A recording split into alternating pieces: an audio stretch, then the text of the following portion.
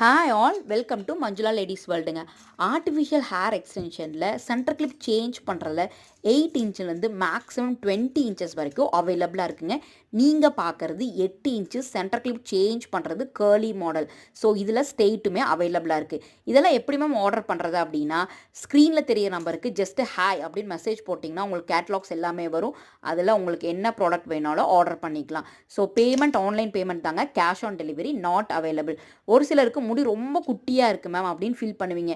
முடி நீளமாக இருக்குது ஆனால் தின்னாக இருக்கே, என்ன பண்ணுறது அப்படின்னு யோசிப்பீங்க.